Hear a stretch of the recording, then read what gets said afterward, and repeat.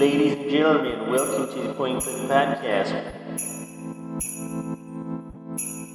Azar Salesman.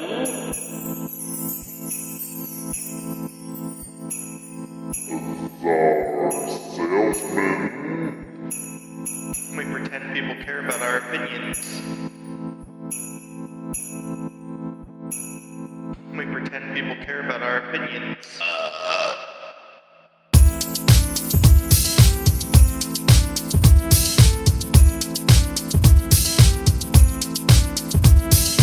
They're just a couple of good guys, virtue signaling their life away.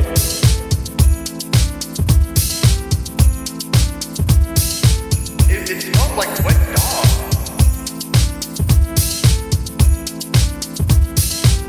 We pretend people care about our opinions.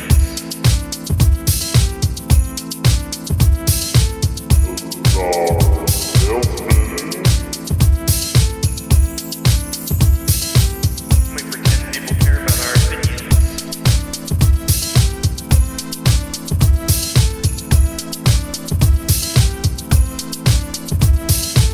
Ladies and gentlemen, welcome to the Point Click Podcast.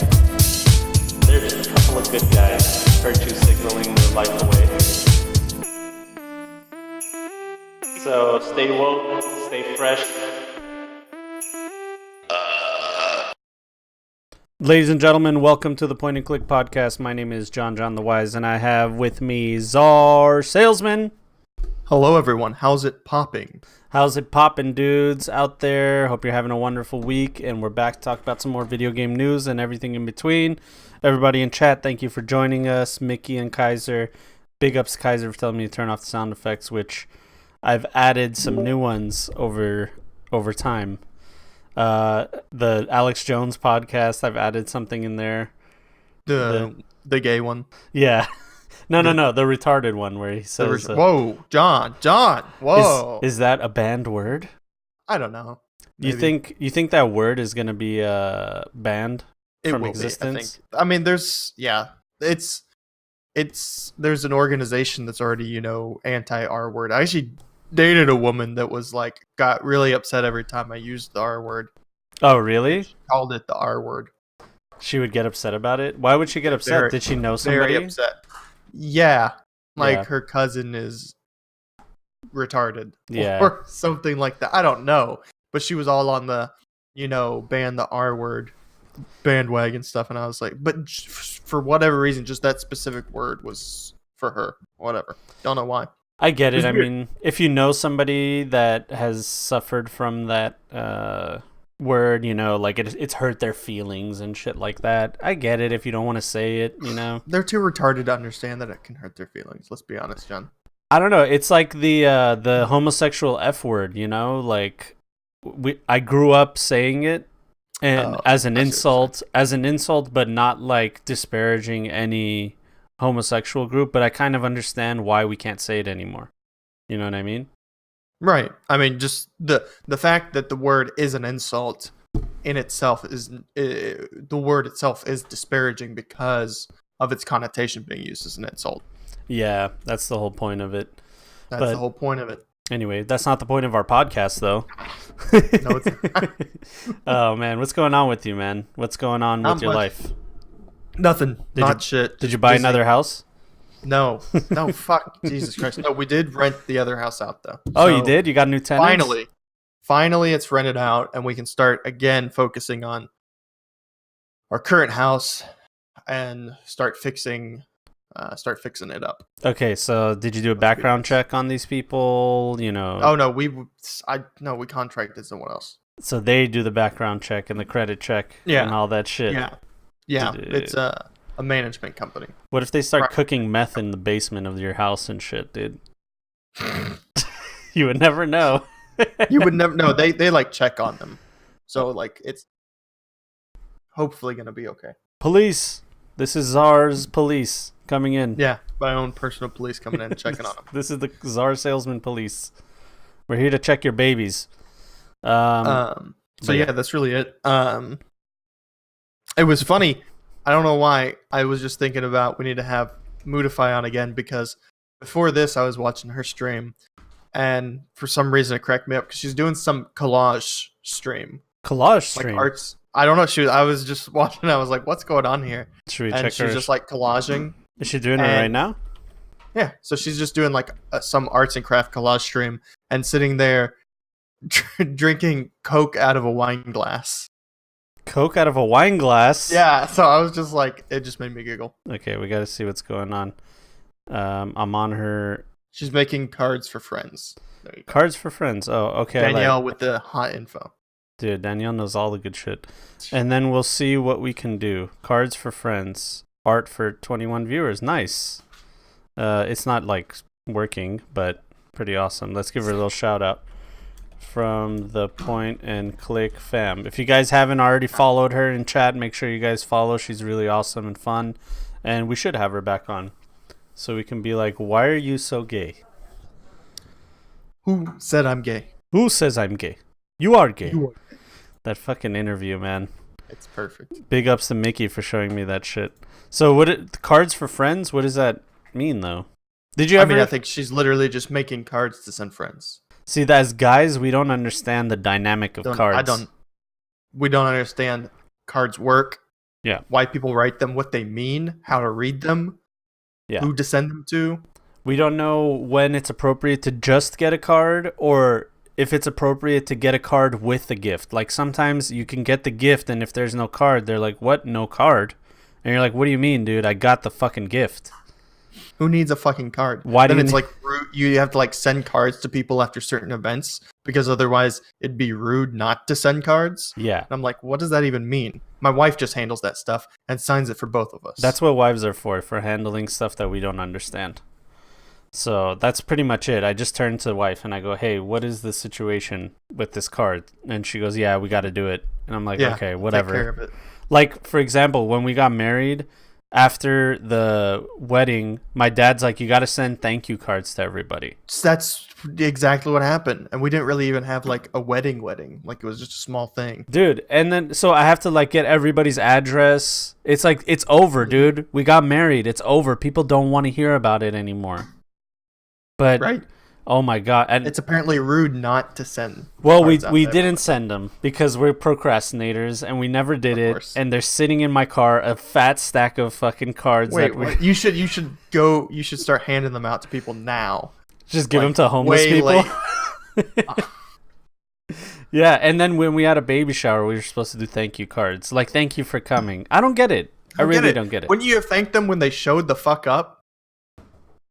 Yeah. You know? Exactly. Like you said, hey man, how's it going? Thanks for coming. Thank you Why for do you need coming. a card? Why do you need a card? yeah, look, here it is. Wife just brought it in. Look, you see this? This was all supposed There's to go your out. Wedding thank you cards. These were, look, this was the baby shower one, right? Did I cute little animal? Wife picked it out.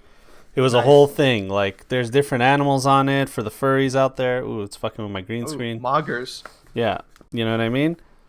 But yeah, I just don't understand the dynamic of cards and giving cards and especially thank you cards. What is that all about? And like Ty said just in chat, social media is like easier now. Exactly. Yeah, just make a Facebook post. Hey, thanks to everybody who showed up. Peace. Especially if you know that the card that you got in the mail is just another card that somebody else got. It's not unique or special. It's Come on, like, people. oh, this is just junk mail pretty much. We're sending people Artificially junk. keeping the United States Postal Service alive is what it is. That's John. what It's it is. It's a- Conspiracy. They're making the frogs gay, and I'm kind of retarded. It's a fucking copy paste. That's exactly It's what it is. IRL copy pasta. Prince says, whenever you buy a card for someone, find a Hallmark card, take a picture of what's inside, then write the message in the card you bought. Oh, okay. Oh, There like you whatever's in the Hallmark Yeah. card, you write in Then the it thing. seems like, you wrote the card. Then that's the other thing that they can get upset about. It's like, damn, you didn't even write in the card? Dude, that's like for birthdays, I was like, I buy a card to go with a present just because it's the thing you do. Or, to go with like a gift card or cash, depending on who the present's for. Right? Yeah, exactly. And I sign the card. Like I find something either cutesy looking, sweet looking, or funny, Mhm. and I sign the card. It says something inside. I don't gotta write no more shit.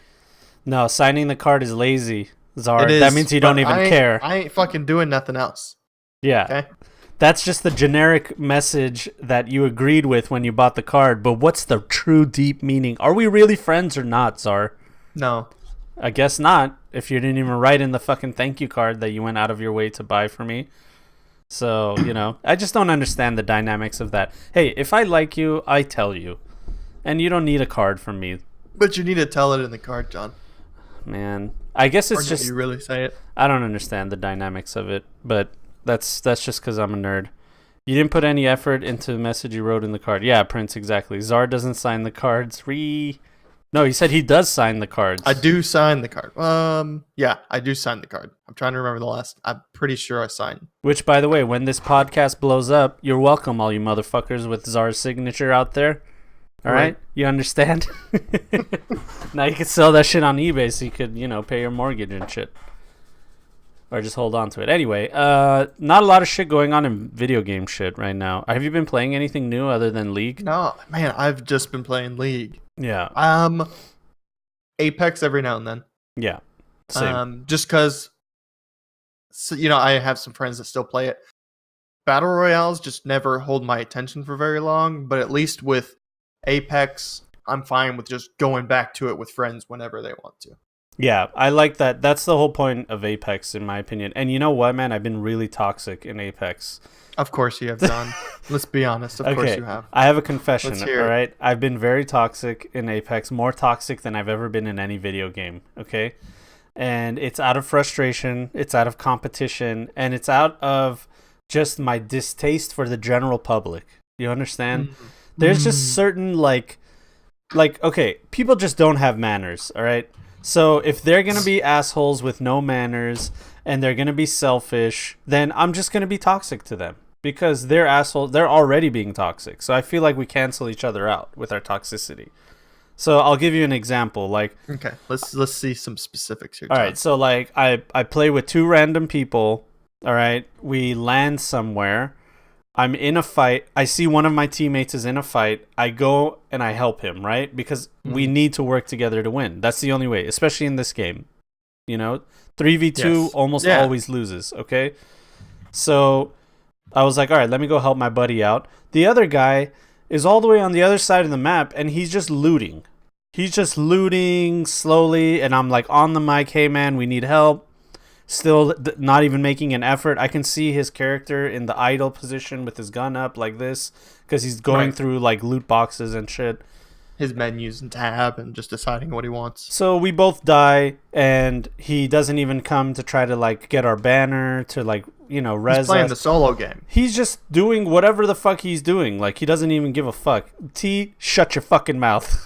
T's like, nah, John is toxic as shit. I know. It's funny. This person you describe is not a rando for me. It's my friend that I'm playing with. Yeah. He's off. And me and my other friend are in a 2v6 and we're yelling at him. They're over here. They're to our left. We're trying to keep alive in a little room and he's over there looting and we're wondering where he is. Exactly. Yeah. Exactly. Except he's not a rando for me, John. So I just get on the mic and I tell him, hey, you're a piece of shit. Okay? You're a piece of shit. You didn't help us. Naturally. Yeah. And one guy told him I hope he dies in real life, which I regret.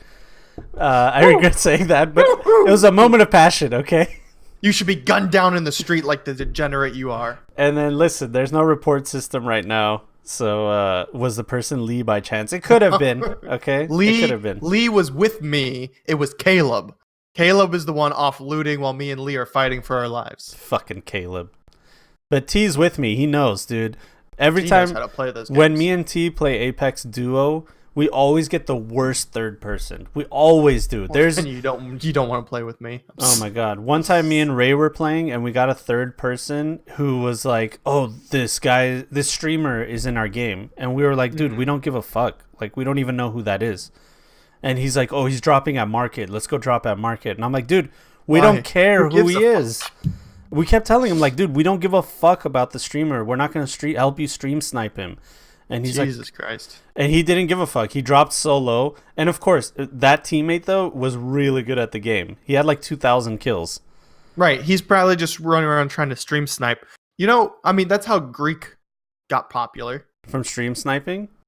Yeah, he stream sniped Tyler. That's what For over and over and over and just always found him in H1Z1 and would run up to him in proximity chat with him. Well, he's also stuff like that. he's also funny, like naturally Yeah, a I funny mean, yeah, guy. Greek wouldn't have gotten successful without also his personality. But I mean, I think people legitimately try to replicate that, or they try to show off on other people's streams to try to get notoriety. Or just I don't know what it is. Maybe like they get internet points for saying like, yeah, I killed him a few times, and we were like ridiculing our teammate. We were telling him like he's a loser because he's trying to stream snipe somebody, Right. and he's like, he's killed me 3 times. I have to get revenge, and I'm like, Dude, nobody cares. He doesn't care. He probably doesn't even know he's killed you 3 times. you know what's funny? We were like, me and Ray were like, dude, fuck that guy. Let him go die to that stream sniper. And then all of a sudden, he just like wiped 2 squats by himself. And we're like, oh, okay. I guess we'll just try to win the game now then. Chat ban John. How dare you guys? You guys can never ban my toxic ass. But yeah, Apex has made me toxic. But I'll tell you what hasn't made me toxic. So I told you last week that we were going to talk about it, but I completely forgot. I got wife into Mortal Kombat. Oh, yeah. I forgot about that. You mentioned it. So wife grew up playing Mortal Kombat just like me. And, she grew up just smashing buttons. She doesn't know the basics or anything like that. So I told her, all right, listen, this is what we're going to do. I'm going to fucking train you to be good at this game, because I was just demolishing her. And she's like, oh, stop doing the same moves. And I'm like, there's a counter to this move. There's a way to counter it. You can do it. But anyway, she said, okay, fine. I'm gonna do it. And within like 3 or 4 days, dude, we're on the same fucking level now. It's the most insane thing, dude. She knows how to do combos. She knows how to chain combos and with abilities, how to block. And like all these like basic things that nobody knows, like you don't really know about. Right. Yeah, as someone like me who's not a fighter gamer, fighting gamer fighter. Yeah. Like I smash the buttons. That's what I do. Yeah. And that's what she was doing too. And then I was just like demolishing her, and she's like, I don't understand, like how are you beating me and this and that. And I saw this amazing thing where if you know how to play the game, she was like rewarded by it. You know what I mean? Like, whoa. She was training. She would literally do the training dummy for like an hour straight, doing her combos. God. And I was like, XXYY. Like I was in the background like fucking Rocky's trainer, dude. XXYY. Uppercut. You got to do the uppercut. And like it was to the point where she's like, John, you're getting like too aggressive. Like chill the fuck out. All right. I'm trying to have fun here. And I was like, all right, yeah, I got to remember it's fun at the end of the day. So yeah, we are pumped for Mortal Kombat 11. That's why, just seeing all That's the more. That's why you're training her. Exactly. Ready. Yeah, I'm getting her ready for the new one because it looks sick. It looks really good. After Mortal Kombat 9, I think it was 8. Was it 9? That like kind of. I don't fucking know. You're the worst at video games. But I think it was Mortal Kombat 9 where they like made this switch, and then Injustice was like part of that whole thing too. Injustice, Mortal Kombat 9, where like it was like the point where Mortal Kombat's like, all right, this is the direction we're going in. And everybody was like, oh, we're on fucking board with this, dude. And so they've just been riding that. And Mortal Kombat 11 is much of that.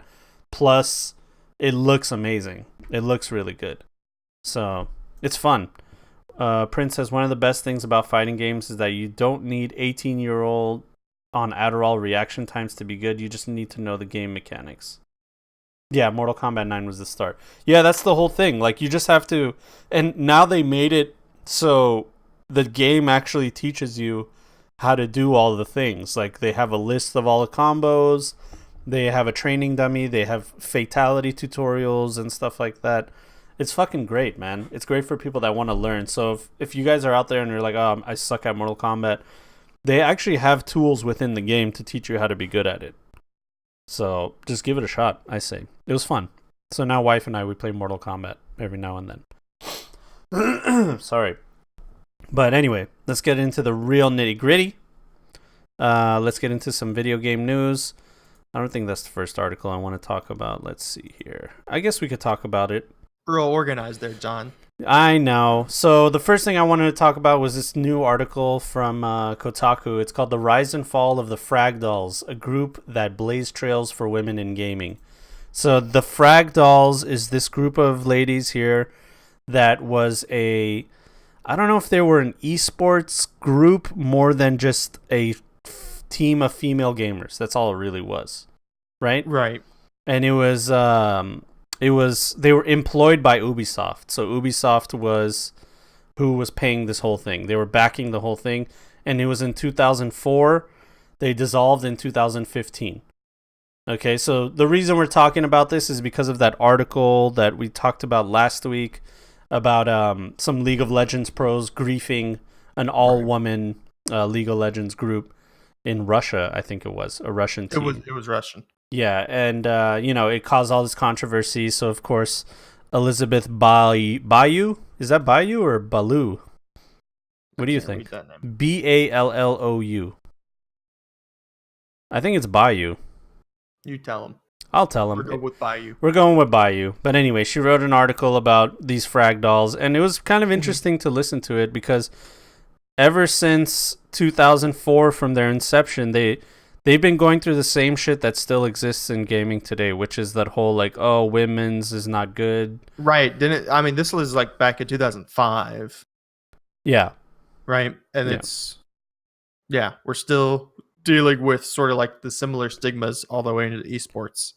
Right? Yeah. So the idea of them, so like things happened in between 2004 and 2015. Some of them got pregnant, like this lady here. And then some of them just dissolved, just like all things. Over time. Well, and it's not like it was like a serious, esports org or anything like that. Too. Yeah, it wasn't like that. Something Ubisoft was doing to promote their games at esports tournaments and stuff like that. What it seems like is they were trying to generate a female market in their video games, which in 2004 it's kind of a brand new concept. It's not like it is today, even though today there's still a lot of issues with females gaming and like, all the shit that they have to go through. It's leaps and bounds better than it was in 2004. I think, at least. Man, I don't even know, honestly, because it almost feels like it's not any better. Well, we have Danielle in chat. I mean, if you can give us some insight. I don't know how long you've been gaming, but do you think it's more accepted now, or is it the same? I feel like, generally it can be more accepted depending on the person you're talking to, right? But that's how a lot of things go. And it just feels like, with the incident that we had with, the Russian teams. Yeah. It feels like it almost, I'm sure attitudes have changed some since 2004. But it almost feels like they haven't in the same way. You know what I mean? Yeah. I mean, and even in this photo right here, this is a photo from 2007. It's all the frag dolls together. And they're signing their name in pink, so it looks like they're the Spice Girls or something, I will say there's no, fat or disabled women in that group. So yeah, they're all good looking. What's with that? Yeah. That's the other thing. They hired a bunch of like good looking girls to be a part of this group. And some people were saying that it's a ploy by Ubisoft. Where is it? People would be like, ugh, this is a marketing ploy, or they're just models hired to play games, which we thought was hilarious because none of us were models. We had on jeans and t-shirts, which is true, right. But Well, yeah. Let's look. Yeah. It's an Ubisoft group that was created to promote Ubisoft games. Yeah. Of course, it's designed to promote Ubisoft, right? But it can also be designed to promote women in gaming without it being like, I guess I'm trying to say in a way where it's like, it's not, to me, it feels like it's not the exact same as like the Gillette ad, where it's like exploiting a certain narrative to push a product, right? Yeah.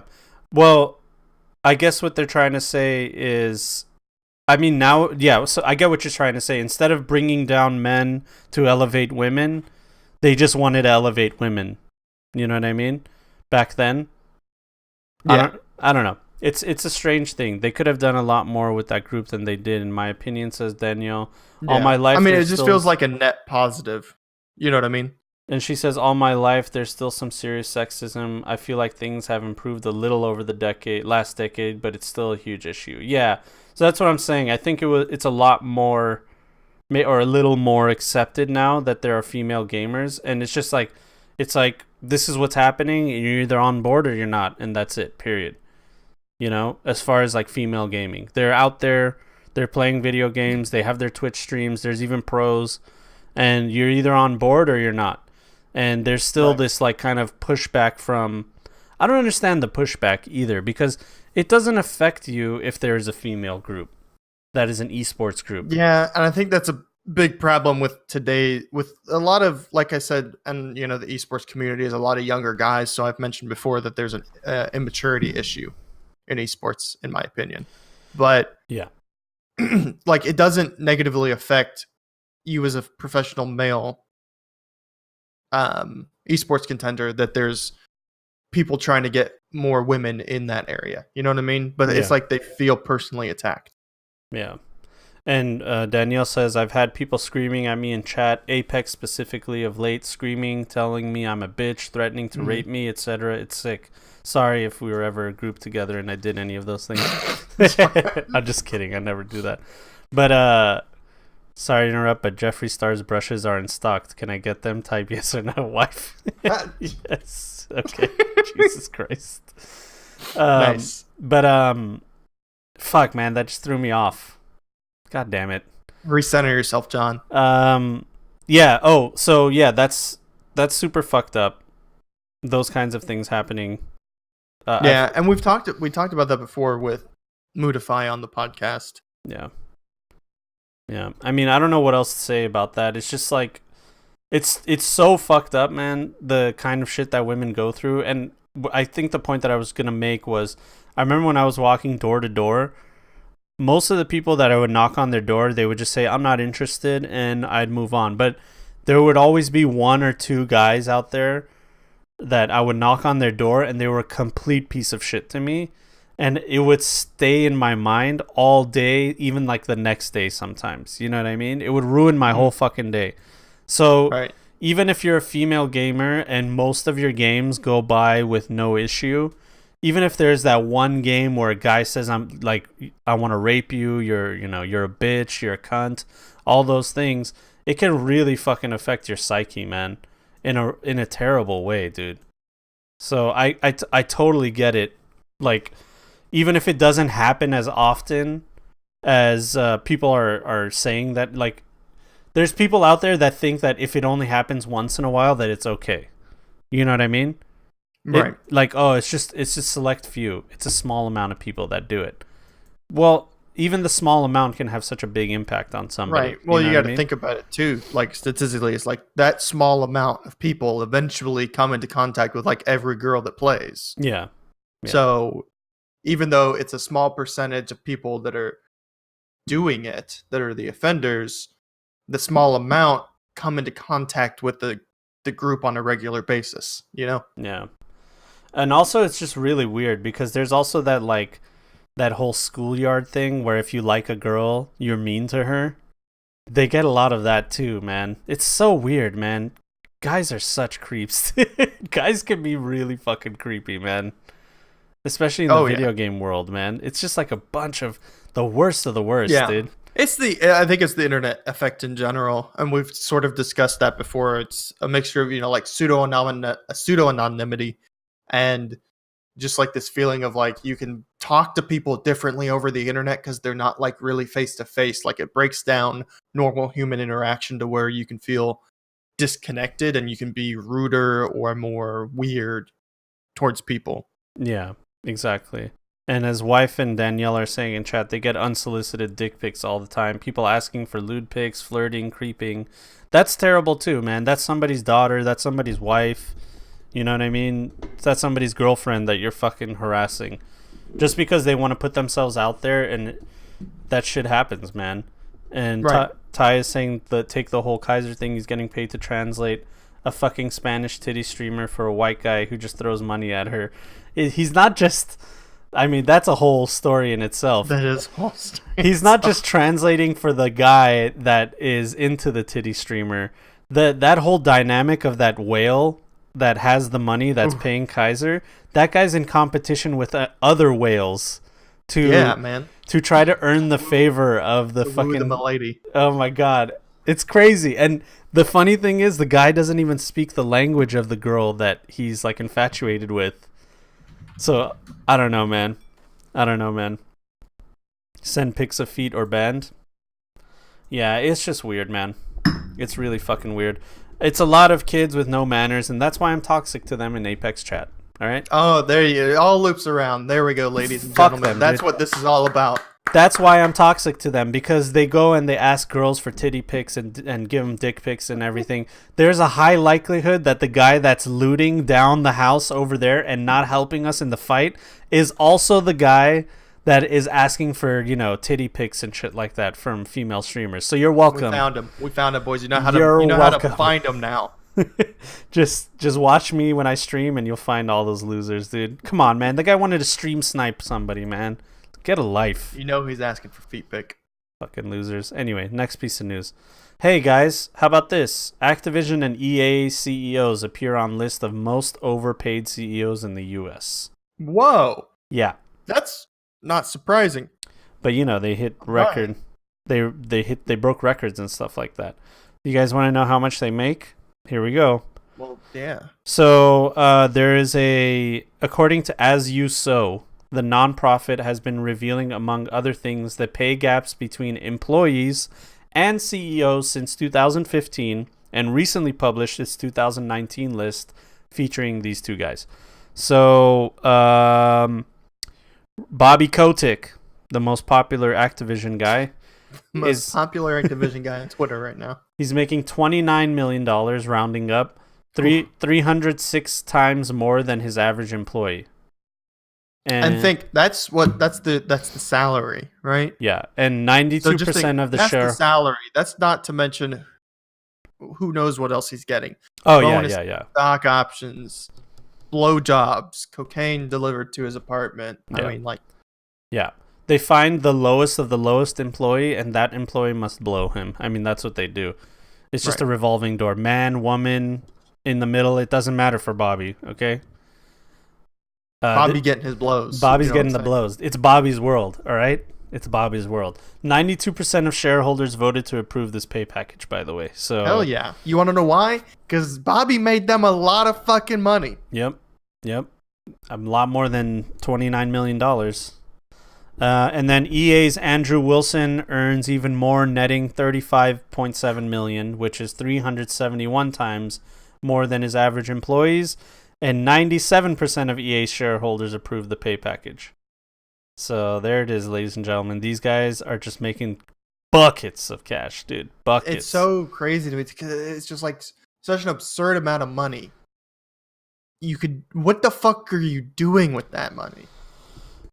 I don't know what rich people do with that kind of money, dude. I really don't. And then the thing about it is, even a fraction. They make more money with it. Well, yeah, but that's the thing. A fraction of that money would like change all of our lives. Every single person in this chat and us, me and you, a fraction of that money would change our lives.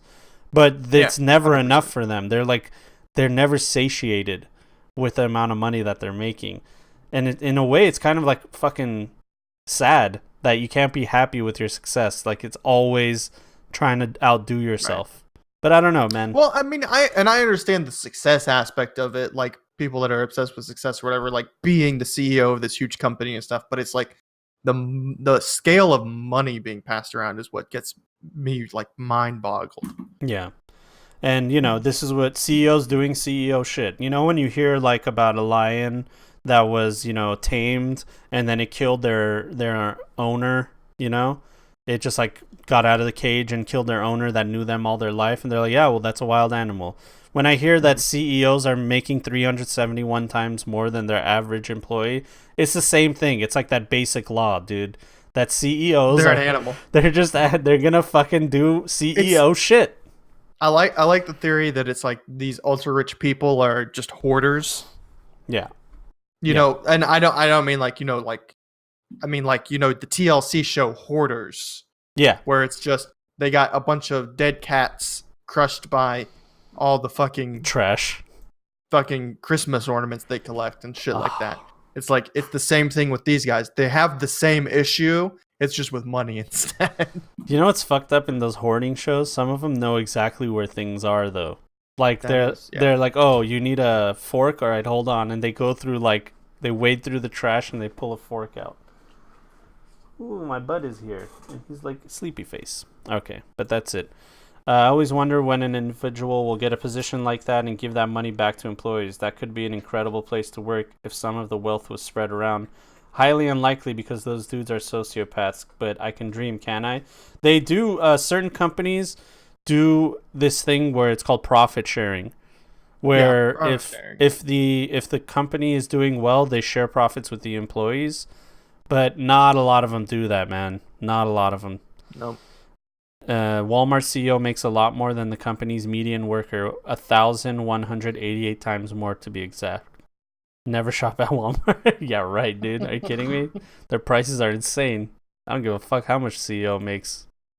I need those little K-cups that you put in your Oh, yeah. Yeah, Dude, the K-cups for... as long as they have those, I don't give a fuck how much he makes. Profit sharing is BS, though. I've worked for a company like that. You still don't make much more than you normally would. Yeah, it's true. I'm sure some of them, like, they say they do profit sharing just to make it seem like they're that type of company, but they just give you a bonus of like a couple $100. That's really what it is. Yeah. So they are cheap because they are shit quality. How dare you, T? Canadian coming in here telling us how Walmart quality is. Disgusting. Disgusting. Next piece of news. You guys ready for some new Pokemons? I want to be. Pokemon Sword and Shield is Generation 8. They ran out of colors. They ran out of colors, and they went straight to the last letters of the alphabet, so now we're on to anything else they can think of.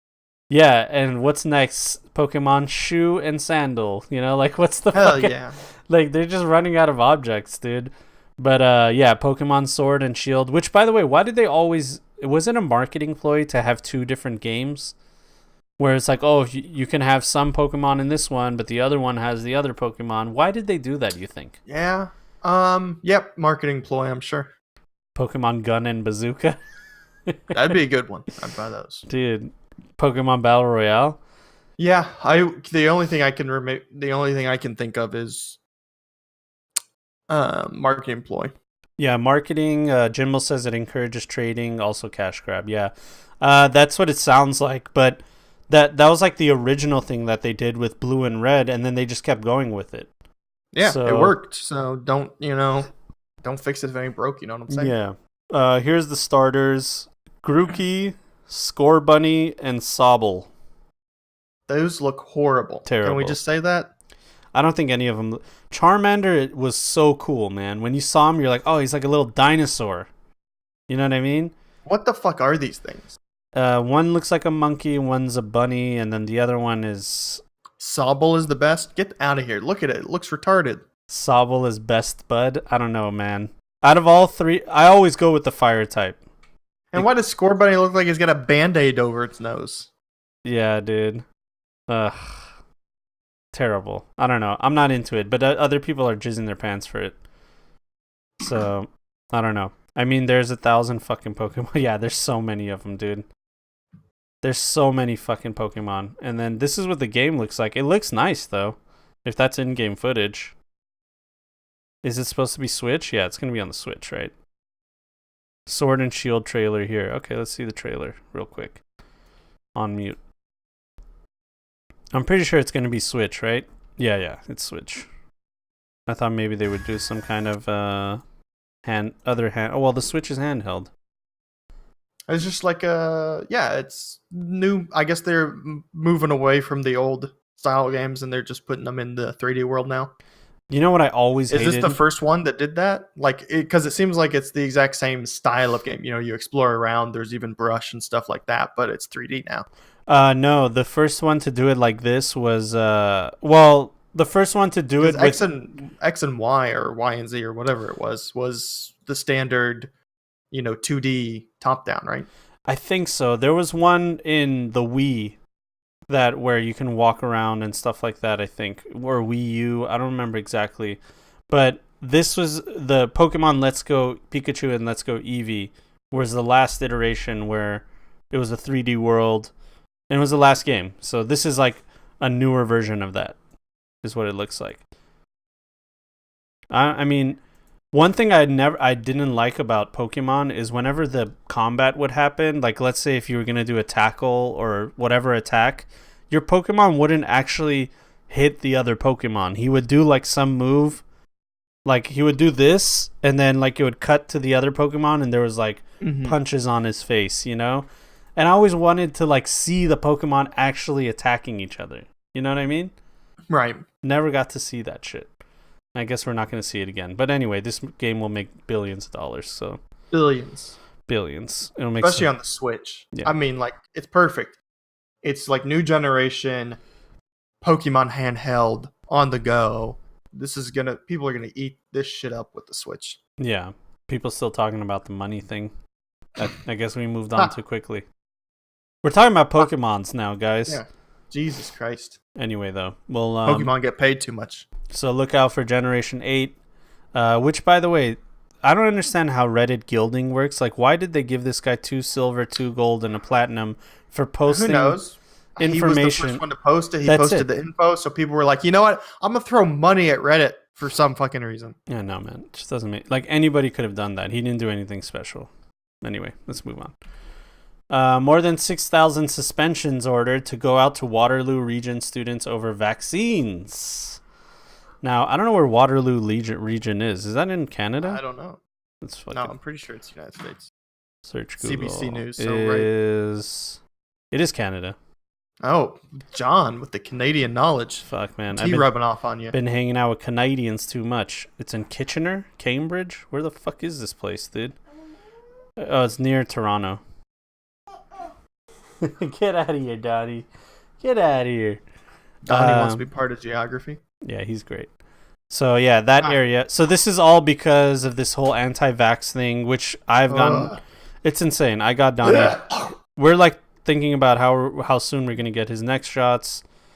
And woohoo, go Canadian medical system. Yeah, this is crazy. So, they suspended 6,129 kids from school until March 26th to provide proof of immunization or a valid exemption to avoid suspension. I mean, this is what you have to do. This is exactly what you have to do to get people to vaccinate. Yeah. No, this is good news. Yeah. I mean, and I don't mean like, it's good news that the suspensions went out. Obviously, that 6,000 had to go out. It's not good news. No. But that, you know, they're not backing down. It's like, no, you can't fucking come to school without being immunized or having a actual medical relevant reason to not get immunized. Yeah. I mean, herd immunity is super important, especially for those kids who have the medically relevant issues why they can't get immunized. You know what I mean? Like, that's how they're protected. Yeah, exactly. The thing about this anti-vax shit is there's whatever they thought of from like the original thing that made them decide not to vaccinate their kids, all that shit has been debunked. The autism thing, the putting microchips in your students, in your children and stuff, all that shit has been debunked. It's all bullshit. So all of this is on ignorance. If you don't vaccinate your kids, there's like, people that take it, like a global local approach where it's like, parents are, saying, well, the side effects are real. It does actually, it happens to, 1 in 3,000 kids or whatever, some sort of reaction. It's not deadly. Yeah. You know what I mean? But I mean, like, so there is a side effect to consider, but I mean, statistically, it's so much more important to protect your kids and society from the disease that we're dealing with here. Sorry, I had to let the dogs out. Right. And there are some legitimate reasons not to get kids immunized, but that's for a doctor to decide for that child. Yeah, they could have some kind of allergic reaction or autoimmune disease or, other things like that. Yeah, but just arbitrarily deciding that you don't want to give your kid a vaccine because you think they're going to get autism because you heard Kat Von D say it or some other idiot on TV. Wait, is she anti-vax? She's the worst, dude. Oh my god, she's seriously anti-vax? Yeah. And now there's been more cases of measles popping up than ever in like 100 measles years. is killing kids now. Yeah. And you know who gets hit really hard, or stupid anti-vaxxers, but the kids who can't get vaccines. Yeah. Because they have immune system deficiencies, autoimmune disease, or high allergy issues with vaccines that don't get vaccinated, because these anti-vax idiots are not vaccinating their perfectly healthy kids that are fine to get vaccines. They get measles.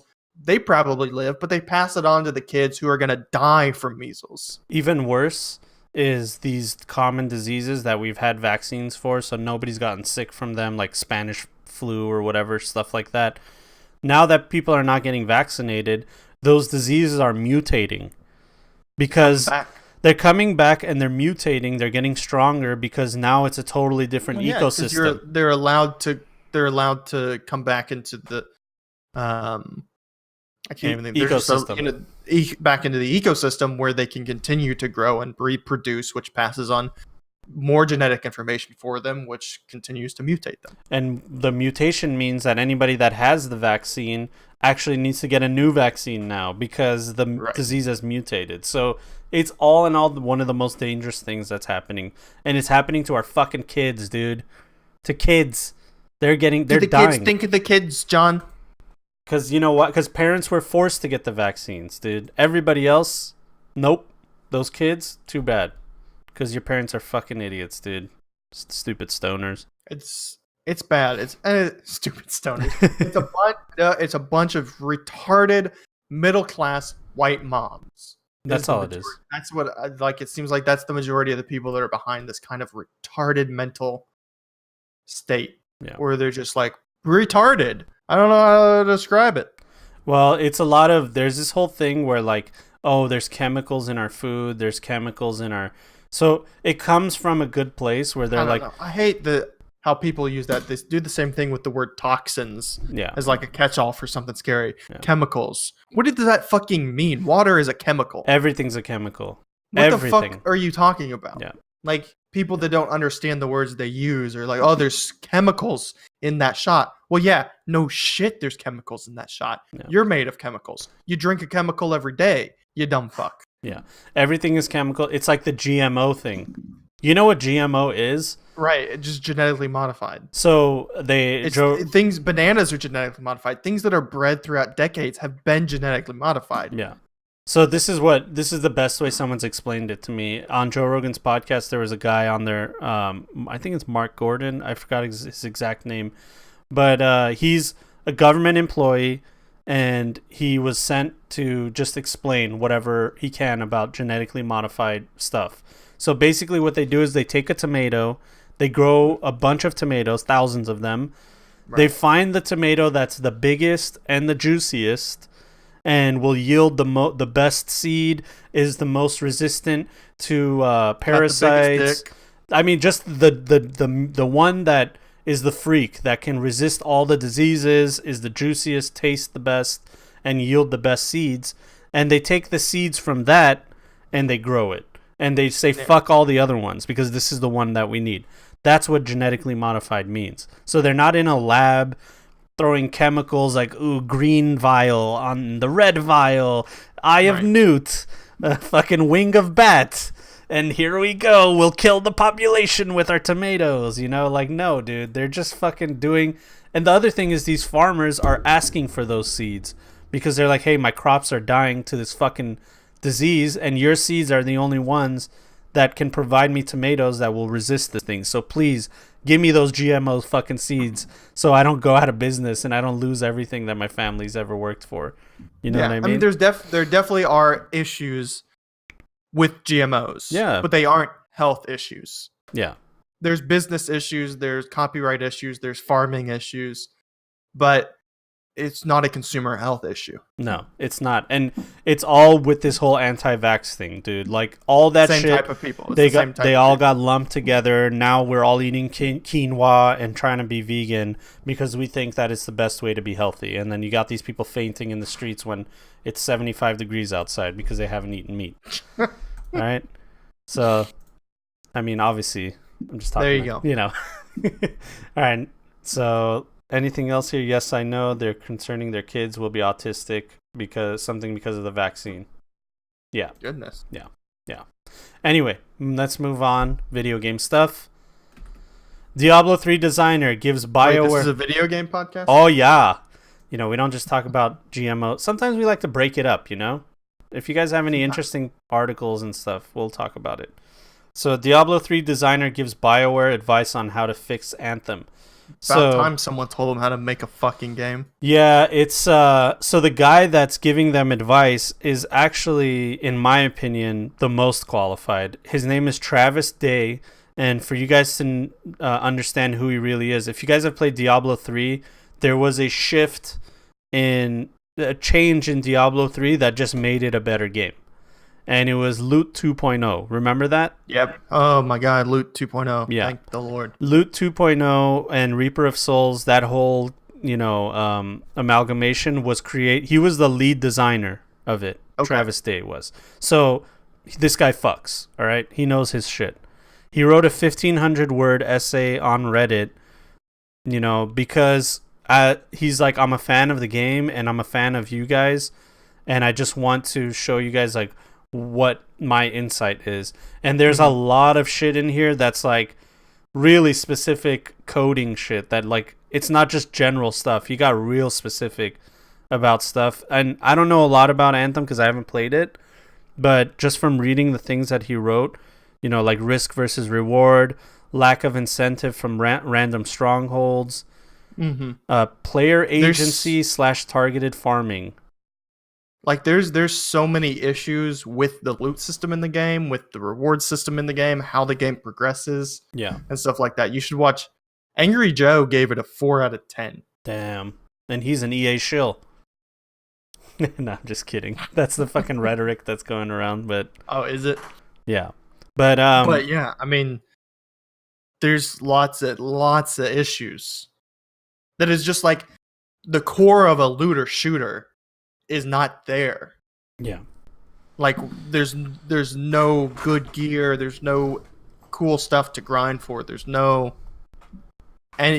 nothing of substance there for the game to be what it is. Like, he even gives examples of, like, certain items should not have these affixes or suffixes, whatever you want to call them.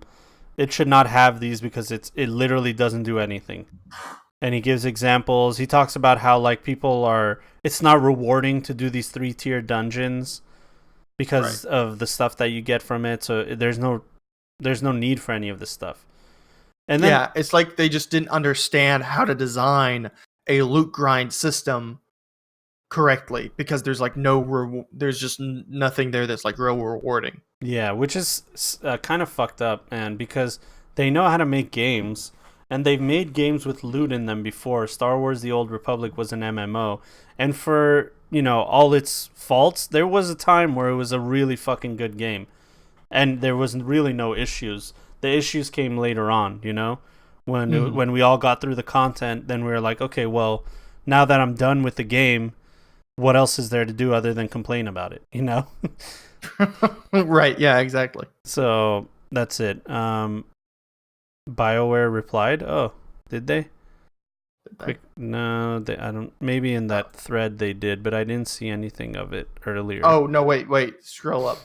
It's right there. Where? Where you said BioWare replied. Where do you see that? On the top, it just says other BioWare reply. BW reply. Oh, I've been playing at. Oh no, this is just him saying that. Okay. Yeah. And yeah, like Prince is saying, like everyone's saying Anthem story is pretty much shit. Yeah. I mean, that's what I've heard. I've heard that the main storyline is so fucking boring, which does not bode well for a game like that. Also, no. Apex Legends coming out right there, it kind of like, it threw a monkey wrench in the whole thing. I don't know, man.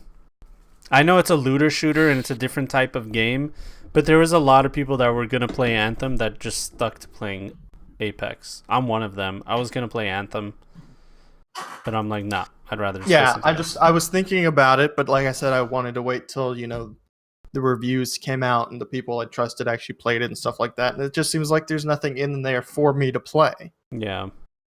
I think what I'll do is I'll wait for a sale and for some major patches, which is what I'm doing with Fallout. I saw the roadmap for Fallout 76. and I'm waiting to see if that game gets good again. You know, where people are like, "Hey, this is actually a good game now." Right, and there may be like maybe later on it is something we want to get into, and even just for like the role playing aspect, like you mentioned last podcast with Ian Blevins. Yeah, You know, exactly. just something. If it has enough content, it's something that you can actually do something with. Yeah.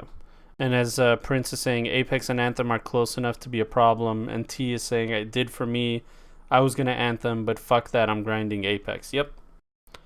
Yeah, and like I said, if I wanted to play a looter shooter, Warframe is there. They just had a new update, and they're always updating it. It's an amazing game. It's fully fleshed out. It doesn't have that whole bullshit of, you know, like beginning issues. So if you want to scratch that itch, I'd say play Warframe until Anthem gets good again. That's it. Yeah. If I ever feel like playing a looter shooter style game, I'm just gonna launch Anthem. They're not. I'm just gonna launch Warframe. Yeah, exactly. Yeah. All right. So hopefully they can figure it out, because I'm a huge fan of BioWare and everything they do. Maybe this is the best thing for them. This is just. Here's the thing, though. I mean, like again, they're not the same people that wrote the old games that we love. Yeah. It's just not the same people anymore. Do you think it would benefit BioWare if they failed and then EA let them go and then they started their own indie company, BioWare 2.0? Do you think that's? I mean, EA obviously doesn't just let people go though. They kill don't. the department and they keep the IPs. Yeah. So it's really hard to say. Yeah, I mean, by let it go, I mean that they kill them and then Right. disband them. Yeah. I think the biggest problem with that sort of thing is that like usually, and I think I think if EA actually owns them, that means EA owns their IPs. So that means only EA can ever do stuff with their IPs. Yeah. So like the people that own BioWare don't own the IPs anymore. That's right. So If they can't break off. they can't take make the Mass IP with them. Effect, they can't make a new Mass Effect game. Right, without Yeah. EA. So that's I don't so annoying, dude. That's so Yeah. annoying, man. All right, well, let's move on. Fortnite players discover possible evidence of a respawn system. So yeah, taking some pointers from Apex. exactly. So Apex Legends, for you guys that don't play the game, has this system where if you're dead, you're completely dead, your teammates can go to your dead body, pick up something random, and then they go to like a respawn beacon that's around the whole map. There's a bunch of them around the map, and you're back in the game. So looks like there's like little things like this truck out there that looks like it's gonna do this exact same thing. I think it would be a good idea for them. But I think it caters to the type of game Fortnite is. It's called the Second Chance Van. So people went through the game files and they found this. Yeah, I think that I think if they added it in, it'd be smart. Yeah, it's one of the best parts about Apex, dude. It really is. I think it really is. We won a game where I think T and Ray revived me like 3 times, and then we won. So it was fucking. It's just a good mechanic. It is. And even though you come back with nothing, you're so happy to be back. You're like, oh yes, I don't have to spectate. So right. That's good. So there's that. And next piece of news: Overkill's The Walking Dead removed from Steam. There was a I know.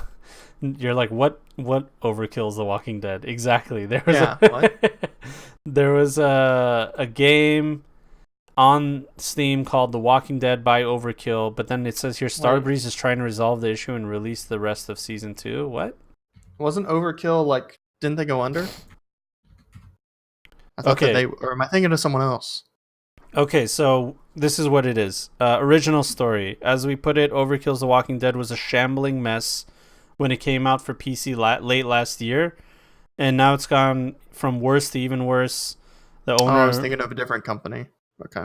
So the owner of the comic and company that rescued Telltale's The Walking Dead announced in no uncertain terms. Telltale. That's what I was thinking. That's right. They were the ones that bought out Telltale. That's what it was. So, that's what this is. They took Telltale and they were like, we're gonna make a new Walking Dead game with the IP. That's what it was. Gotcha. And so Telltale's The Walking Dead announced in no uncertain terms that it's not happy with Starbreeze and has canceled its contract for the game. So they got a bunch of people from Telltale, and then they got their contract canceled. And then here's the update. Interesting.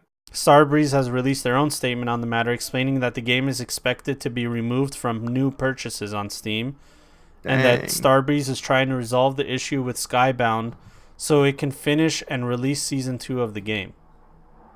We are deeply sorry for the issues that may have caused anyone, that bought the game. Looking forward to resolution of Season 2. So it seems like they're working on it, but that there's not going to be a Walking Dead game. It sounds that way. Seems like there's some issues internally between Overkill and Starbreeze. I'll tell you what the issue is. No one gives a fuck about Walking Dead anymore. No. That's what the issue is. When the show was at its peak, they made that fucking game. The game was a great game. The Telltale series, the first season. Oh, yeah, everybody loved that game. The first one, I almost cried, Calm down, John. I did. When Lee was, I don't want to spoil it for anyone, but there's something that happens, and I almost cried. But now that The Walking Dead is just like, I don't even know what it is. I see commercials for it, and I go, what? That happens now? This happened to that guy, and now this guy's fucking that person? And okay, I get it, I guess. Is the show still going on, or was it finally canceled? No, it's still going on somehow, some way. Why? Who's watching it? There's, I guess, diehard fans that are still like, I don't see why. It's real to me, man. I never got it. I couldn't watch past season 2, and even getting that far in it was hard for me. I was like, I just didn't enjoy the show. Yeah, the show took a huge dip at a certain point. So, hold on, let me close the door. Give me 1 second.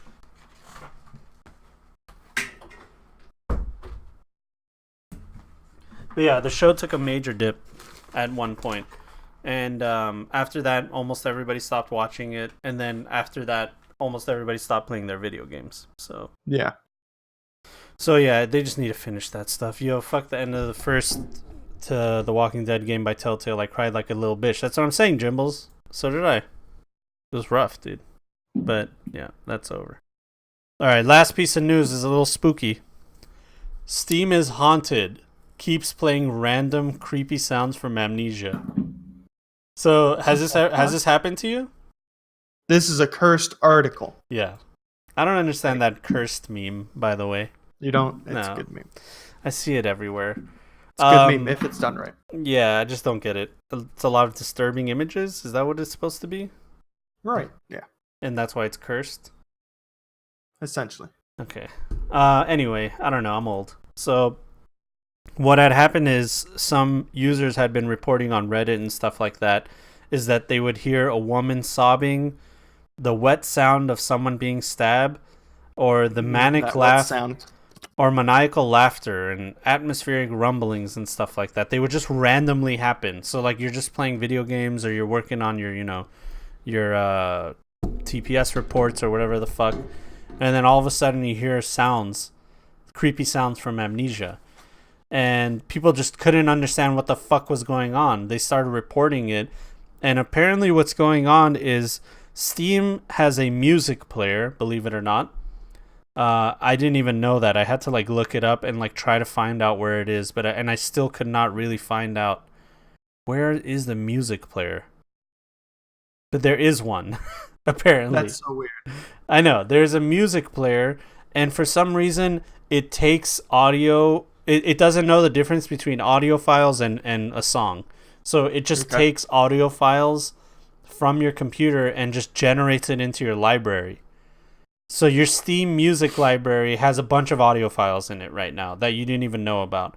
And the bug was it would just randomly play some of the audio. So one guy reported that a speech by Freddie Roosevelt kept fucking playing. He's like, dude, where is this fucking coming from? He didn't know. Dude, that would freak me the fuck out. Dude, you're like, iTunes is closed. There's no music player. Random sounds happening, stuff like that no thanks. And you wouldn't know what it's from. You'd be like, where the fuck is it from? And it's from Steam. You would never guess it's from Steam. and it's from their music player. So apparently this is not the first time this has happened too. This is an old bug that they still haven't fixed. So, if anybody's out there and that's happening to you, don't worry, your computer's not haunted. It's just Valve not knowing what the fuck to do with their bug. It's just That's them. surprising. If it's old and it still hasn't been resolved, that's kind of crazy. Also, why Steam Music? I'm sure video games, I'm sure at some point they wanted to incorporate, music playing within it, and so where you can control your music from the same place as when you're playing your game. Yeah, it kind of makes sense. And Steam also has movies that you can buy and stuff like that. They sell software, they sell movies, they sell music. Like, what the fuck? Why are you guys... They print money. I mean, I don't know anybody that's like, oh, I'll get that song on Steam, I guess. Let me just check my Discord, see if there's any other articles that are worth mentioning right now. Give me 1 second, guys. Oh, yeah, there's some stuff here. Johnny Cage new character? Nah, who cares?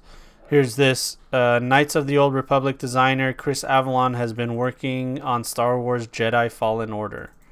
That's an unfortunate picture of the guy, isn't it? Looks like he's high as fuck, dude. Oh, he high. He's so high, dude. Look at his face, man. It will be revealed in April at Star Wars Celebration, whatever that is. We're a bunch of nerds dressed like Anakin. Hell yeah.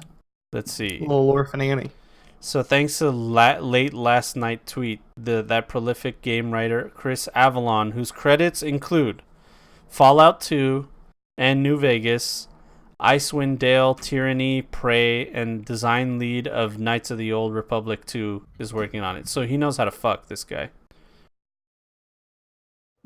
I can't say 100% because of NDAs, but the ones I can say, I just finished up work with Jedi Fallen Order, and beyond that, there's another big bomb dropping in a month. I mean, or maybe, okay.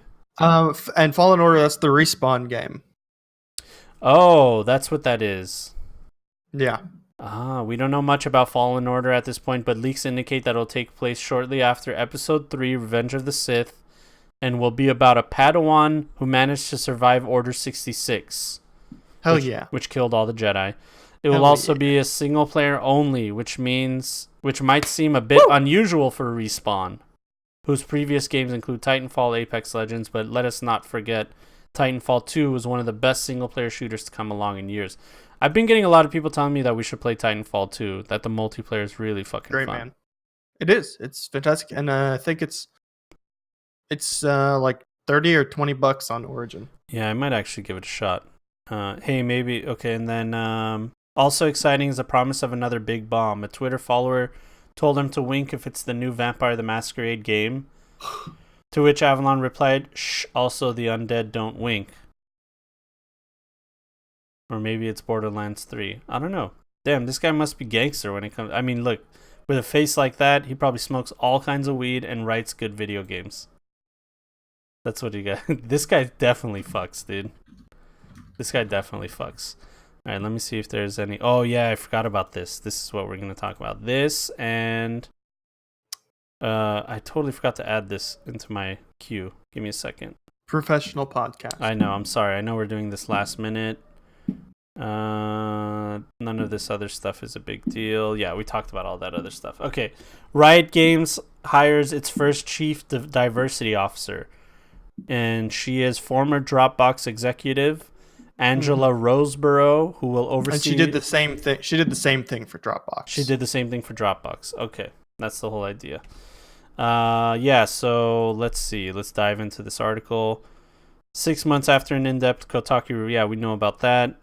We know there was... So, for the backstory, basically, lots of reports came out about Riot's in-house culture being very bro-gamer, bro-fratty, not very inclusive, not very friendly to women and stuff like that. So they've been getting a lot of backlash. I think big people got in trouble and stuff like that. So this is basically a response after that period of time. Yeah, so prior to Riot, she served a similar role at Dropbox as the company's global head of diversity, equity, and inclusion. We've been searching for the right person to help us become positive force for diversity and inclusion in our industry. D&I, that's a crazy thing. And beyond. And I'm thrilled to welcome Angela to the team.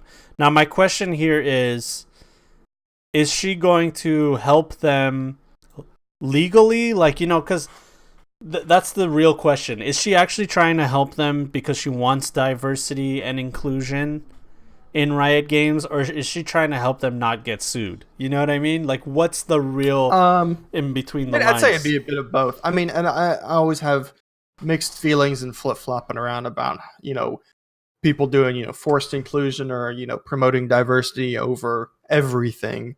But this is really a case where it's like, clearly Riot needed some help in something. Yeah, for sure. They at least needed someone to tell them, like, hey, you can't fucking do that. Right? Like, because clearly people weren't just following the rule of, hey, how about don't be an asshole? And I do understand when you have a certain atmosphere of people.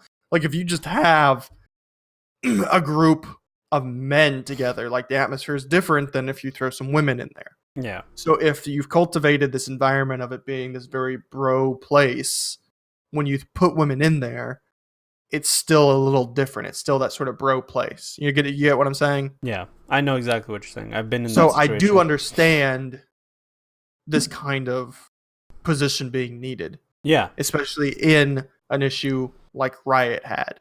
Like, clearly somebody needed to step in and be like, this isn't a frat house. This is a professional work environment. But how about the fact that 20 years ago, this position never existed? Right. Chief Diversity Officer, CDO. That never existed before. Now it's an actual job where someone is responsible for making sure that the game looks like, publicly, it looks like it is diverse and it includes everybody, and it's with the times. It's all about gender fluidity. It's all about all those things that help them look good in the public eye. Well, I think for her, especially because when you look at things like, well, she used to do it for Dropbox, right? Dropbox doesn't have like a public product that has to worry about, gender fluidity and diversity. So I think her role is really more internally focused.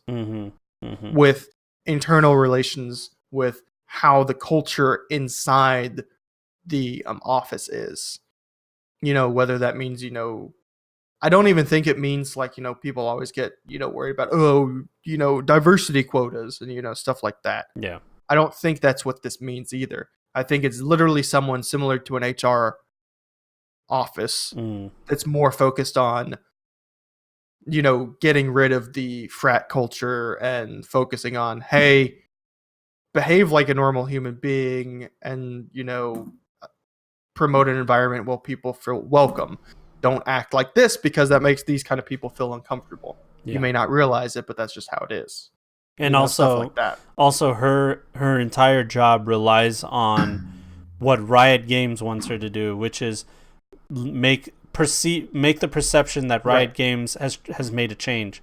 So has made a change, has fixed their internal culture issue and stuff like that. Exactly. So everything in between, all the like frat boy stuff, all that is going to come to a dead stop.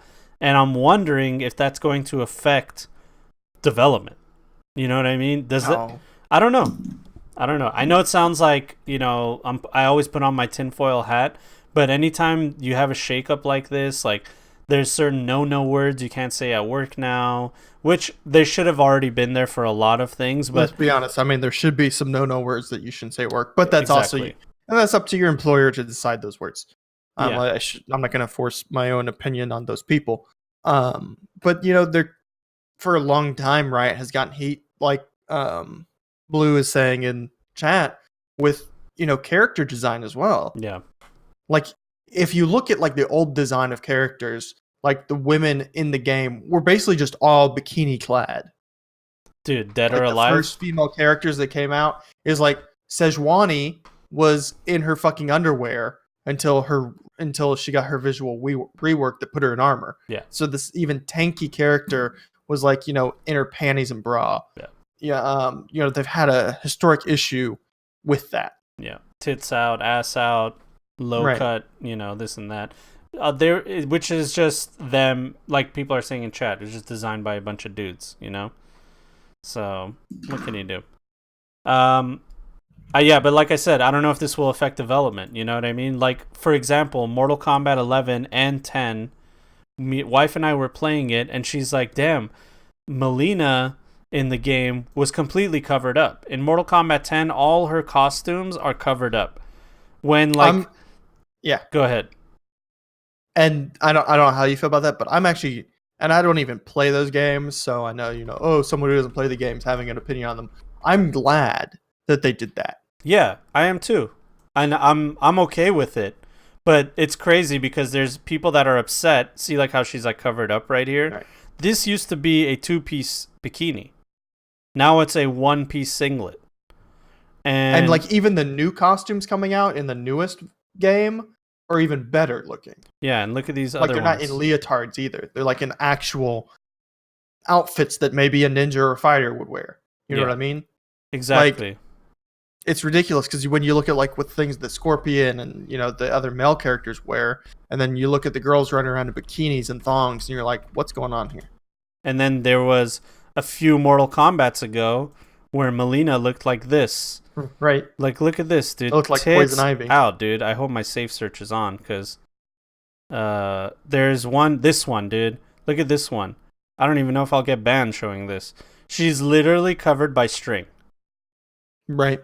So they've made this conscious effort to change it. Now you look at Sonya Blade in Mortal Kombat 11. It's voiced by Ronda Rousey. Okay? She went from tits out. Like, look at the left picture there. Right? Like, that was her. That outfit doesn't exist. Okay? There is no military outfit where your tits can be out like that, except in fucking Metal Gear Solid. But now she's like fully clothed, and it just makes sense. You know what I mean? Yeah, Mortal Kombat 9 on the left, says Prince. So, and I like you said, this is a terrible Photoshop. Look at that. God. Jesus Christ. I actually like that, what you said, because it is ridiculous. It takes me out of the game, dude. It totally takes me out of it whenever happens. And really, it goes into, we make fun of people a lot for that say this kind of stuff too much, but it's really the difference between treating the female character as just an object to be there to be sexualized and an actual character in the game. Yeah, exactly. So, there's a lot of companies are making that change now. Women are not scantily clad in their video games, right. Which I think is kind of like a slippery slope, because sometimes it's cool to have a good-looking woman that's dressed like that. Like, some women might like that. They might like that. Yes. Look. There doesn't need to be the push to be where, like, you can never have a Poison Ivy in your video game. Yeah, you can never have cleavage. Poison Ivy, not Poison. Who am I talking about? Poison Ivy. Yeah, but that's the. I'm talking about the Soul Calibur character. Oh, yeah. What's her name? Soul Calibur. Revealing character. Is her name Poison Ivy? That's as well. No. What's her name? Ivy. Soul Calibur Ivy. Is it just Ivy? It's just Ivy. Okay, it's just Ivy. Let's see here. Oh yeah. Yes. I mean, come on, dude. I mean, I'm not like there's a place for those kind of ridiculous sexualized characters. Her tits are bigger than her head, dude.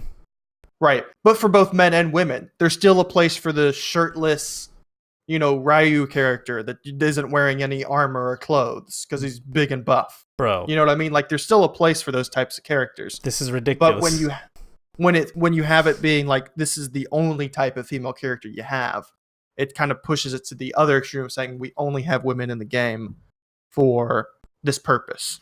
Yeah, exactly. So that's that. And Prince is asking you feelings on Bayonetta. I feel like that's one of those too, right? Bayonetta. Right. But her point, like, Bayonetta's point is to be, like, over-sexualized. Is that what it is? Yeah. Swimsuit? That's, like, part of her shtick as a witch. Ah, okay. It's part of the lore. It's there. That kind of stuff's okay. Like, I'm not saying sexualizing women in video games is not okay. It is. I'm saying it's nice to see that the fighting games especially are moving into a more balanced area where it's like it's not the only role okay. they serve. You get what I'm saying? Yeah, and also what I mean to say is there should be a place for that kind of shit too if you want that. You know what I mean? Yes. There's a place for all that kind of stuff. Yeah. It's not inherently wrong. It's just nice to see that fighting games are moving towards a more balanced approach where it's like you can have the badass looking clothed female characters as well. Yeah. Like Dead or Alive just It steers has its place. it there steers for right kids. into that, dude. It's there for you to wank to and Yeah. to do, your jump up in the air, pussy slam them, Yeah. that kind of stuff. It exists for that sole reason. They made a fucking beach volleyball game, dude. They know Right. exactly what's going on. They know what they're trying to do, you know? Which, by the way, speaking of Dead or Alive, going to the next article, the first Dead or Alive Season 6 pass Dude, talk cost... about the segue. Dude, This is professional segue. I know. The first Dead or Alive 6 Season Pass costs $93. I'm confused. There's season passes in Dead or Alive? Apparently, dude, if you want a pussy slam, you gotta pay... Hell yeah, I'm here to pussy slam. Okay, so Jesus Christ, god damn it. It's rare that a season pass for a game costs $33 more than the game itself, Jesus Christ. but it comes with 2 new characters and 62 costumes, or 62 titty costumes, or boys. lack of costumes. Hell yeah, I'm buying that. Considering downloadable content costs for the previous game, that could be a bargain. I mean, that's not a bargain, dude. There is nothing that horny weebs will not spend money on. So here we go. Here's what comes in the pricey bundle for all you nerds out there. 2 Happy Wedding costumes, Volume 1 and Volume 2. Okay, Happy Wedding. Costume Pack, Volume 1, Volume 2. Additional character Mei Shiranu and her costumes. Additional new character debut costumes. So it works out to about $1 a costume and $15 for each additional character, with a grand total of $93. It's amazing. Whoa. I mean, I guess what they're trying to say is just get the season pass and we'll give you all the DLCs, or you can buy them individually. Right. But That's a lot of money. yeah, where's my wallet? Sexually repressed Japanese and Korean teenage boys. I mean, that's all it is, really, right? I'm not about to Google some of the costumes either, because you know what? I am. No. It's a video game. Dead or Alive 6 costumes. Let's see what we got here. Tits out, ass out. Yep. Dude, there's like 7 costumes with a bikini. Right. Well, I mean, that's what this game is made for. Dude, there's guys in the game? Yeah. I didn't know there guys was in the game. dudes in the game. I thought it was all women. Yeah. You need a. How do you think you get off to beating women, John? Oh, that's true. You need to have a guy. Oh my god, these fucking costumes are something else, dude. Isn't it great? Yeah. Like, there's nothing. There's nothing wrong with this. This is the one of the bride costumes. The problem is there are people that think there is something wrong with it. Yeah, that's the problem, is that people think there's something wrong with this, which there isn't. You don't have to participate if you don't want to, man. You know what I mean? Yeah, the wedding dress one's kind of creepy. The wedding dress is great. I love it. It's fantastic. It's so creepy, dude. People are fucking jerking their hog for the wedding one. The only reason people play this game is to jerk their hog, man. I know, but just like giving your And player there's base. people that argue, no, I play the Dead or Alive games because the fighting mechanics are really good. Oh my god, dude. You know it. You know that there's those people, dude, for sure. And they'll fucking fight to the death for that. You can make your own game without blackjack or hookers. Yeah, exactly. DOA has to do things like this because as a fighting game, DOA hasn't been relevant in forever. Yeah, I mean, that's pretty much it. This is how they maintain relevancy. I mean, this is their market. This is their niche. Yeah. And if that's your thing, then lean into it or change your game for mainstream appeal. Those are really your 2 options. Do you think that it would be so 2 things that might happen in the future? Do you think A, there's going to be an outrage where people are going to be like, this game needs to be banned? It's been going on for too long. Yeah, no, I can promise you there's people that want this game banned, period. Anyway, Yeah. It's just like, when the anti-porn group was going hard against Steam to ban a bunch of games. Yeah, exactly. I mean, there's always going to be people out there like that. Now, in the future, now, yeah, there is an issue with, far left people becoming like the new Puritans almost, Yep. where it's like, oh, you can't sexualize women because historically they've been objectified and stuff like that. Therefore, you can't have any sexualized women in any media. Then you're just moving into like you're doing the same thing the Puritans did, but for different reasons in a new age, right? There is an issue with that. I don't think it's going to be a huge issue in the future. I think it's pretty much at the peak of annoyance. I could be wrong, but yeah. I think the main people that push for this kind of stuff will always be fringe groups. Let's see. Prince says check out the hashtag Dead or Alive and see what you get. People saying it's fun. It's just stuff about the game. Nothing really. Yeah. Nothing else. The game probably is fun, and people just like the over-sexualized or goofy aesthetic. Yeah, I don't think the game is big enough for people to have outrage. But if they have that, like let's say Dead or Alive 7, because 6 is the latest one. If 7 comes out and it's like an actually good fighting game and it has like good mechanics, then people are going to be outraged. Then you're going to hear it more. Like, oh, this needs to be banned. Is Dead or Alive at EVO? No, it wasn't at should be. EVO. I don't think it was. Should be. EVO 2019 games. Let's see. These are according to Polygon, it's going to be these games. Mortal Kombat. I mean, you still got Soul Calibur and they got Ivy in there. Yeah, Soul Calibur 6. There's like a couple weeb games. Under Night in Birth is in there. I don't even know what the fuck that is. We need to get Dead or Alive at EVO, boys. Come on, guys. We'll work together. Someone start a petition.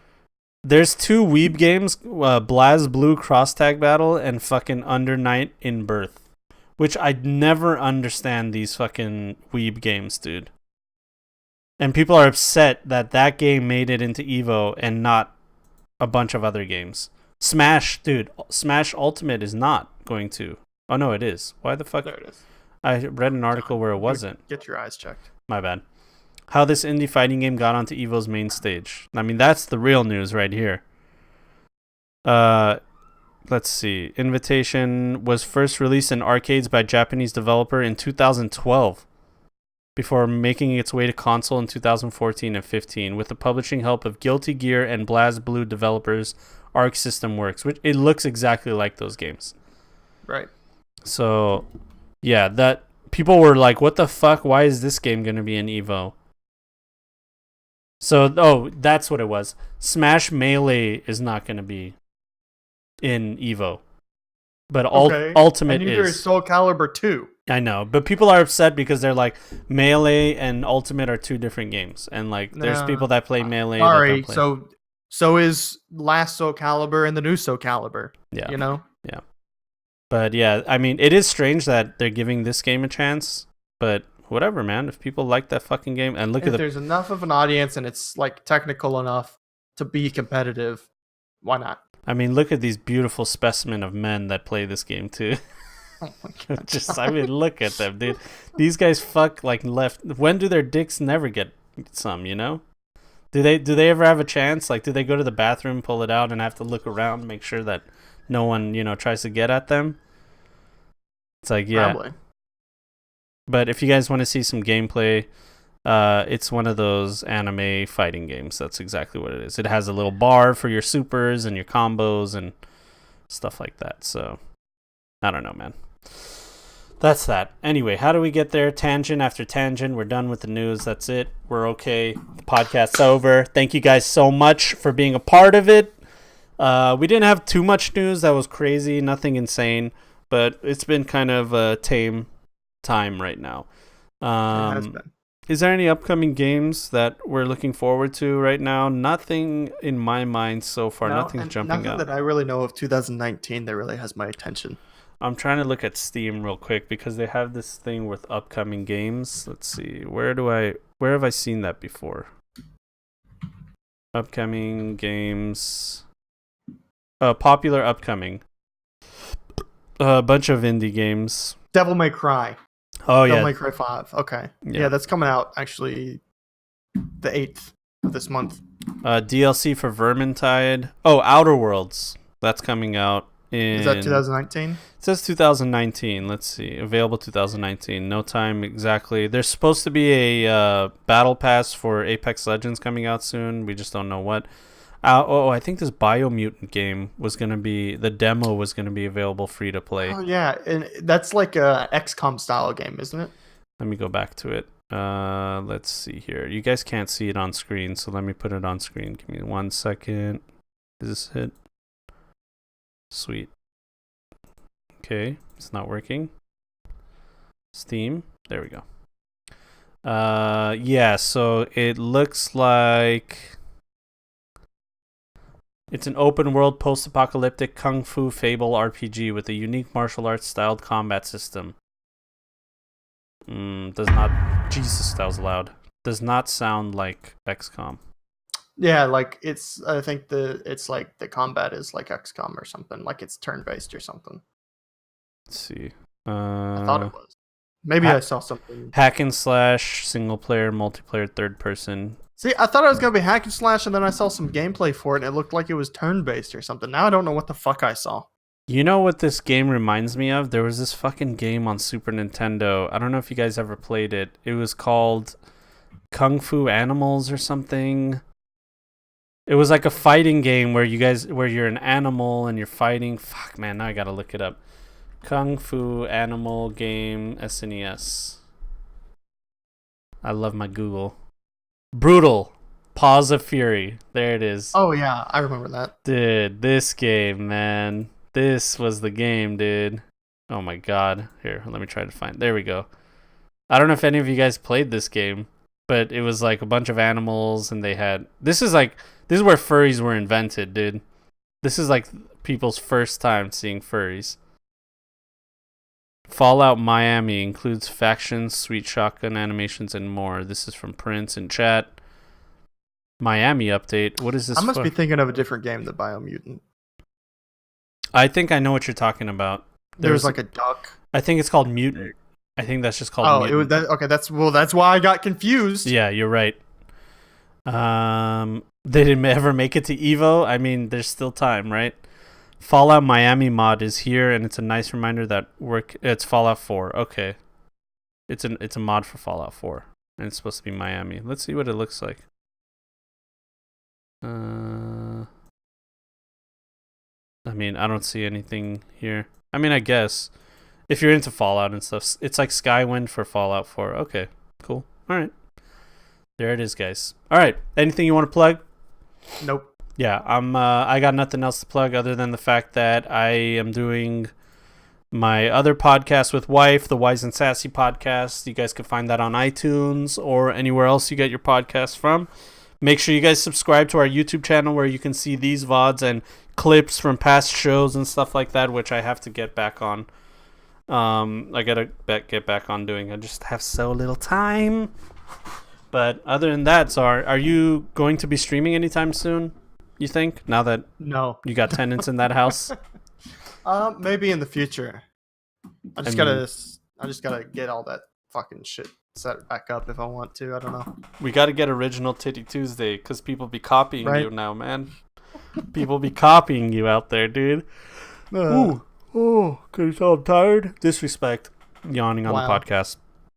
All right, other than that, guys, thank you so much for being here. We'll see you guys next week. Thank you guys for giving the articles and being active in chat as well. I love you guys. See you guys next week. Bye.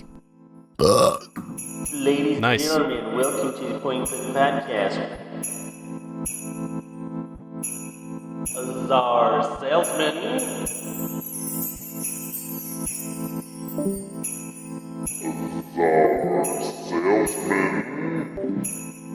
We pretend people care about our opinions. We pretend people care about our opinions.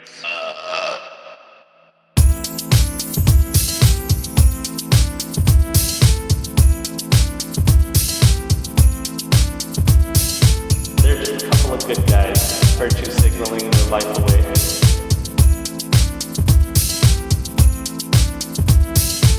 It smells like wet dog.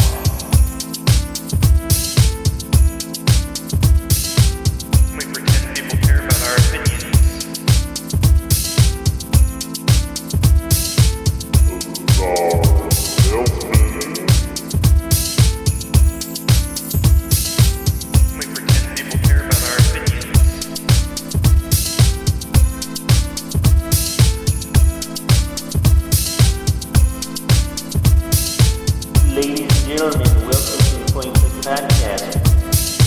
There's just a couple of good guys virtue signaling their life away. So stay woke, stay fresh,